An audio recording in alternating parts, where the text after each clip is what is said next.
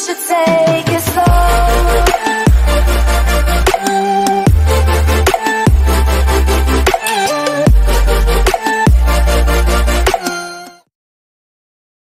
세상에 별의별 사람이 다 있지만 저는 금수만도 못한 옛날 며느리 이야기를 하려고 합니다. 저는 올해 67의 딸 하나 아들 하나를 둔 엄마이기도 합니다. 첫째 딸은 결혼해서 손주 둘이나 안겨주고 사위랑 잘 살고 있어서 걱정 한 번 끼친 적 없는 아이지만 문제는 둘째 아들 놈입니다. 올해 나이는 41인데 이혼까지 했고 지방 변두리에서 옷 장사를 하고 있습니다. 하지만 장사 수완이 없어서 매번 돈 좀 빌려달라, 보증을 서달라, 대출금 좀 갚아달라 이렇게 하루가 멀다 하고 전화를 걸어서 아직까지도 제 속을 썩이고 있는 아픈 손가락이기도 하죠. 원래는 이 정도까진 아니었어요. 소개로 만난 며느리를 만나서 손주 하나 낳고 잘 사는가 싶더니 어느 날 이혼하고 나서부터 완전히 삶이 망가져버린 겁니다. 망가진 이유도 이혼 때문이 아니라 이혼하는 과정 때문이었어요. 성격 차이로 이혼하는 내 며느리가 위자료 문제로 협의는 안 하고 계속 아들 속만 긁으며 시간만 질질 끌었습니다. 게다가 손주를 데리고 나가서 집에는 안 들어오니 아들은 마음이 완전 무너져버린 거였죠. 그렇게 심신이 지친 아들은 양육권도 주고 매달 양육비 보내주기로 협의 이혼하고 난 후 망가질 대로 망가져서 술에 쩔어 살다가 그나마 마음 잡고 옷 장사를 시작했지만 그것도 마음대로 안 되니 다시 술에 쩔어 말썽만 일으키게 된 겁니다. 그래도 10손가락 깨물어서 아픈 손가락 없고 고슴도 치도 지 자식이 이쁜 것처럼 미운하고 우나 제 자식인지라 어떻게든 도와주려고 백방으로 인맥 찾아주고 돈 빌려줘서 생활은 할 수 있게 돕고 있습니다.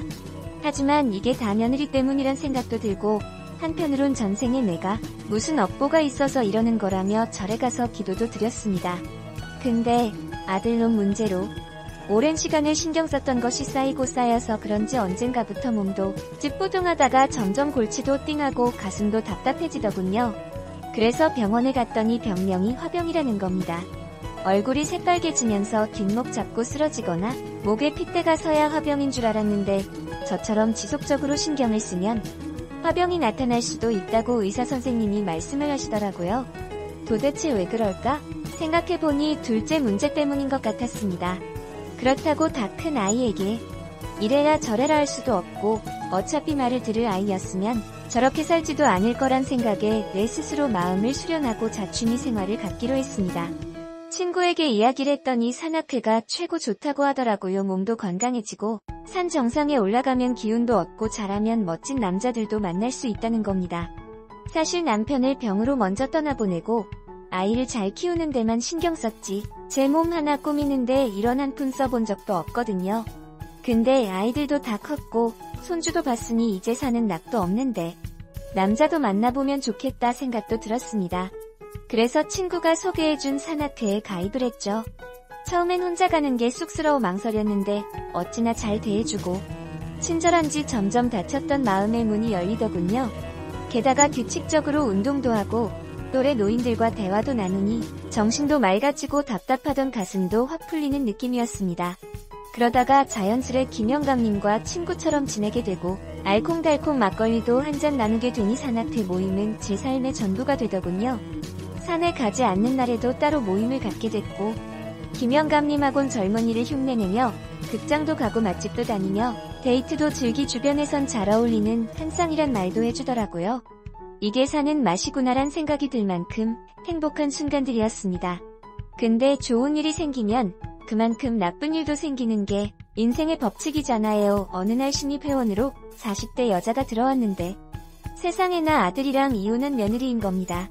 아무리 세상이 좁고 몇 달이 걸치면 다 아는 사이라고 하지만 그 많은 산악회 중에 하필 우리 산악회에 이혼한 며느리가 올 거라고 누가 상상이나 하겠어요.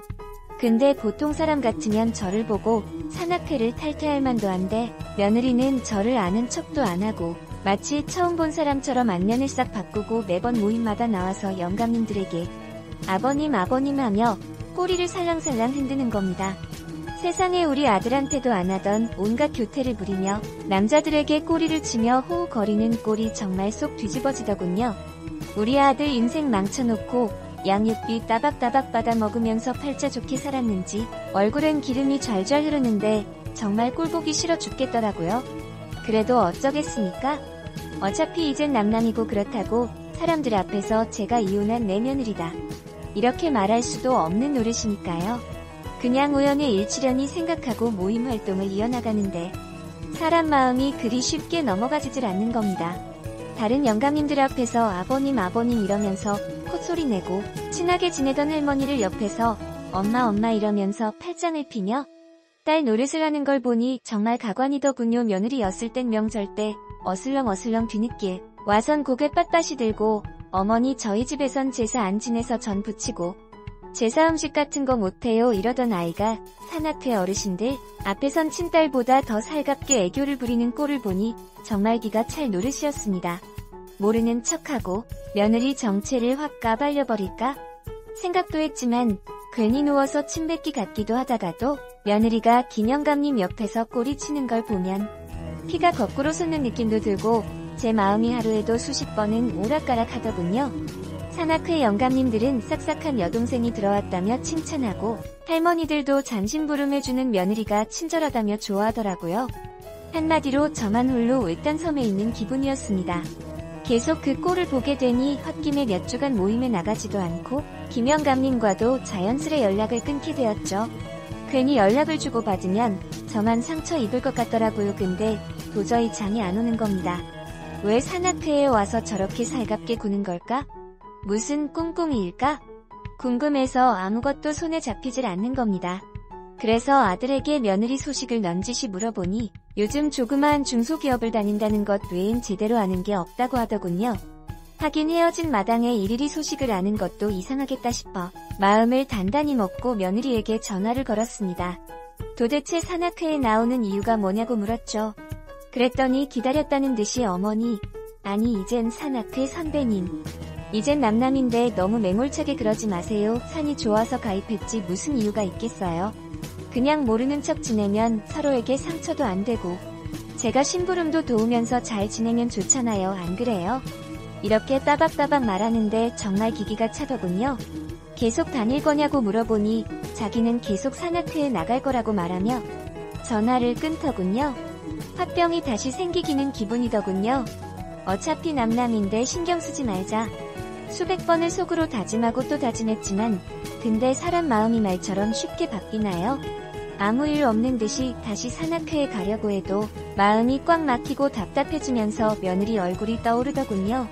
그렇게 몇 주간 혼자 끙끙 앓고 있다가 도저히 며느리 볼 엄두가 나질 않아서 산악회를 그만둘 생각으로 김영감님에게 전화를 걸었습니다. 근데 반가워할 줄 알았던 김영감님이 대뜸 화를 내며 며느리 어딨습니까? 다 알고 있으니 빨리 데리고 와요. 이러더군요. 갑자기 이게 무슨 소리일까? 그리고 나랑 며느리 관계를 어떻게 알았을까? 별의 별 생각이 다 드는 겁니다. 그게 도대체 무슨 소리냐며 자초지종을 물었더니 제가 산악회에 나가지 않는 동안 며느리가 몇몇 영감님에게 접근해서 따로 말 버시되어 드리겠다. 외로울 때 심심하지 않게 해드리겠다. 자신은 나이 많은 아버지 같은 남자가 좋다. 이러면서 환심을 산 후에 생활비가 모자르다며 적게는 몇십만원, 많게는 몇백만원을 빌린 후 잠적을 했다는 겁니다. 어쩐지 콧소리를 내며 여기저기 접근할 때부터 뭔가 구린내가 나긴 났습니다. 하지만 그래도 며느리가 혼인을 빙자로 사기까지 칠 줄은 꿈에도 몰랐습니다. 그래서 아무리 살이 분별력 없는 노인들이라지만 그렇게 쉽게 돈을 빌려준 이유를 물어보니 저를 믿고 빌려준 거라고 하더라고요. 머리를 한 대 맞은 기분이 들더군요. 도대체 그게 말이 되는 소리냐고 했더니 제가 없는 동안 며느리는 지금은 비록 이혼했지만 저를 딸처럼 여기셔서 산악회에 들어오라고 하셨어요. 부끄러움이 많으셔서 며느리인 건 숨기라고 하셔서 말씀 안 드린 거고요. 근데 제가 진짜 며느리 맞냐고요? 여기 결혼사진 보세요. 신부는 저고 시어머니도 옆에 계시잖아요. 맞죠? 이렇게 증거로 결혼사진까지 보여줬다는 겁니다. 당연히 시어머니와 며느리 관계였으니 진짜 결혼식 사진이었죠. 그 사진에 다들 며느리 말을 철석같이 믿은 거고 며느리는 싹싹하고 저는 여려로원이니까 설마 며느리랑 시어머니가 사기치겠어? 라는 생각에 모두를 의심을 하지도 않고 빌려준 거랍니다. 며느리한테 한 방 먹은 기분이더군요. 하필 아무것도 모르는 영감님들 순정을 이용해서 사기기를 치다니 어이도 없었습니다. 그런데 영감님들은 며느리도 괘씸하지만 그걸 제가 시켰다고 생각해서 저도 함께 신고를 하네 마네 이러던 찰나였다고 합니다. 근데 호랑이도 제 말하면 온다고 제가 아무 일 없었다는 듯이 전화를 하니까 난리가 난 거죠. 물론 제가 해명을 하고 나서 김영감님은 오해를 풀었지만 그 문제로 인해 사이좋던 회원들끼리 김영감도 한패 아니냐는 억측의 말싸움도 생겼습니다. 저와 관련 없다고 말했지만 이미 돈을 잃은 노인들은 들으려고도 하지 않더군요. 무조건 며느리 잡아오라고 하는 겁니다. 얼결에 태어나 처음으로 경찰서 가서 조사도 받게 됐네요. 참 눈물이 나더군요. 태어나 남에게 싫은 소리 한 번 안 들으려고 노력했는데 늘 금하게 사기꾼 여자로 몰릴 줄은 꿈에도 몰랐습니다. 그리고 잠시나마 청춘을 느끼게 해준 김영감님이 며느리한테 푹 빠져 있었다는 사실에 마음에 큰 상처도 입었고요. 나중엔 저는 무혐의로 밝혀졌고 저는 화병이 다시 도져서 병원에 입원까지 해야만 했었죠. 근데 도무지 병이 낫질 않는 겁니다. 아들놈 인생 망가뜨리고 모임까지 망가뜨린 며느리 생각만 나면 자다가도 벌떡 일어나고 도대체 전생에 며느리와 저는 무슨 원한이 있었길래 우리 집안과 악연을 맺은 걸까? 란 생각에 혼자서 허공에 대고 미친 사람처럼 욕을 주절주절 퍼붓는 날이 늘어났습니다. 딸은 엄마가 반실성했다며 울고불고 난리가 났고 아들은 며느리를 잡아오겠다며 전국을 떠돌았습니다. 말릴 힘도 없더군요. 그렇게 울다가 웃다가 혼자 욕했다가 한숨만 쉬다가 미친 사람처럼 시간을 보내고 있었는데 며느리를 찾아서 경찰에 넘겼다는 아들의 전화를 받았습니다. 어디서 찾았냐고 했더니 동해 어느 시골 도박장에서 찾았다는 겁니다. 혼인빙자에 돈 사기에 이젠 도박까지 며느리가 정말 갈 때까지 갔구나 란 발림 생각이 들더군요. 아들에게 과정을 들어보니 산악회에서 사기 친 돈으로 도박을 하다가 그 돈도 다 날려먹은 며느리가 다른 노인에게 접근해서 돈을 뜯어내다가 아들에게 덜미가 잡힌 거라고 합니다. 이 아들은 며느리가 도박으로 잡혀 들어갔지만 혼인빙자 사기로 고소를 해서 콩밥을 먹여야 한다며 산악회 어른들에게 알리라고 하더군요. 그래도 저에겐 손주이자 아들과 며느리에겐 자식인 아들이 있으니까 그냥 그건 놔두자고 했는데 면 동정심마저도 아들의 이야기를 듣고 금세 사라졌습니다. 알고 보니 며느리는 손주를 자기 지인이 사는 시골집에 맡겼다는 겁니다. 오직 도박하는 돈을 벌려고 한창 엄마 사랑을 받고 그 6살 난 손주를 가족도 아닌 생판 모르는 남에게 잠시 맡겼다고 합니다. 이런 천벌을 받을 아들이랑 시골집에 찾아가 보니 그 집에서도 천덕꾸러기 취급을 받으며 거지 몰골로 지내고 있더군요. 남편 죽은 이후로 그렇게 대성통곡한 건 처음이었습니다. 도대체 며느리 하나 때문에 왜 이렇게 고통을 받아야 하는지 제 자신이 박복해서 내 아들과 내 손주가 불쌍해서 정말 목을 놓아 펑펑 울었습니다.